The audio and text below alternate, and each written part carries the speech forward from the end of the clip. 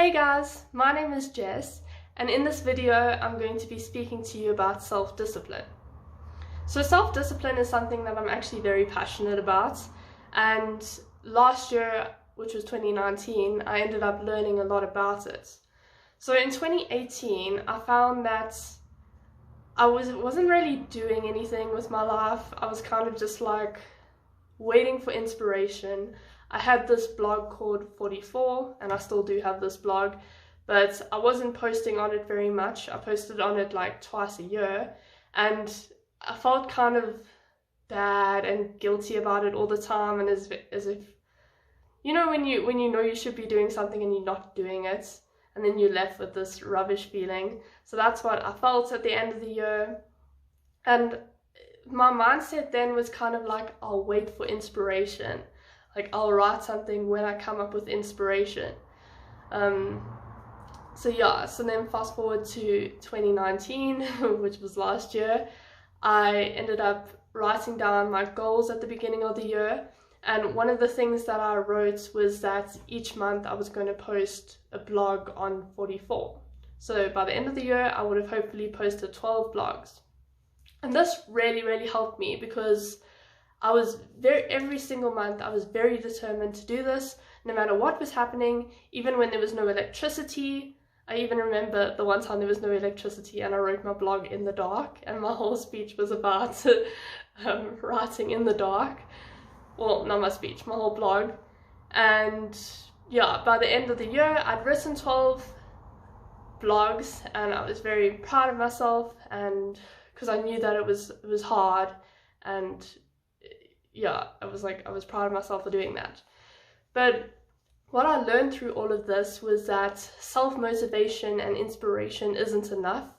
When we sit there waiting, I'll write when I have inspiration, we're basically putting it off. We'll say, I don't feel like doing it now, but like when I have inspiration in the future, then I'm going to do it. But the thing is inspiration never comes. It's what I worked out is inspiration comes when you put a deadline on it.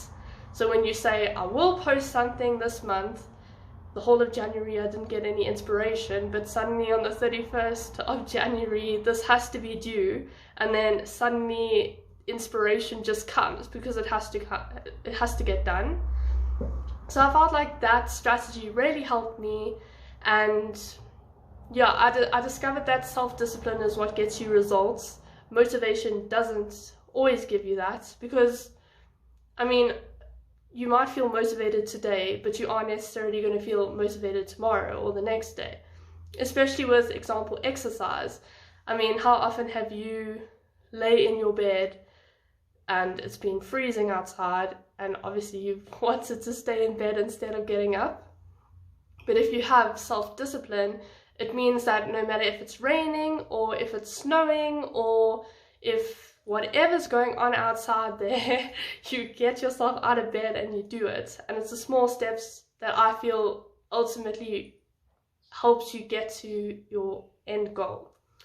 So you might be wondering, it's all good and well, Jess, to be self-disciplined, but like, how do you actually do it? So I think there might be lots of ways, but I'll tell you a few ways. So for me, I realized that I really work well with streaks. So streaks are basically how many times you can do something in a row. So that works with me with meditation. Example, I've like meditated every single day, and I don't want to break that streak. So I just have done it every single day. Or with exercise example, so your streak could be like, I did it on Monday, I've done it on Monday and Tuesday, Monday, Tuesday, Wednesday, Thursday, Friday, Saturday, and then you just keep. For me, I get inspiration and inspired from that, but I know that might not work for everyone. But I know some people might attach self-discipline to a why or a goal. So say in your mind you really want to be thinner or more fit, or you might have a person in your mind who's got a body shape that you would really like to have. So maybe creating a vision board, which is basically just a vision. I mean, it's basically just a board with pictures on of your ideal life or what you'd like to bring into your life. So that can just remind you of your why.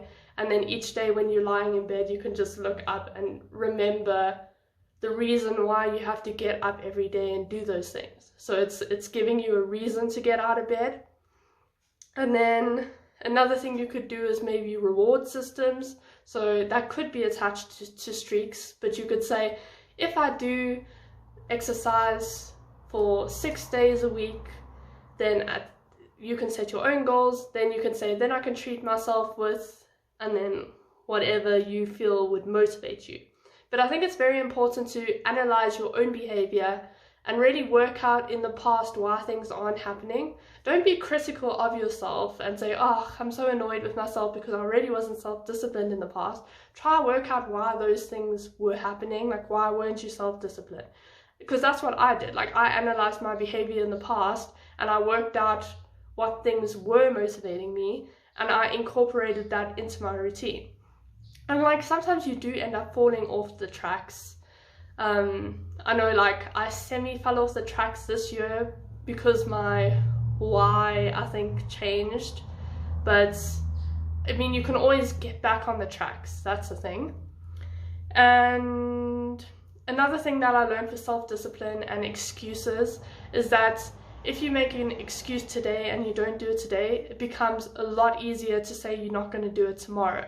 So I think that for me was another big reason why I would always just get out of bed today to go exercise, example, because I know that if I don't, then tomorrow it's going to be harder, and each day going forward it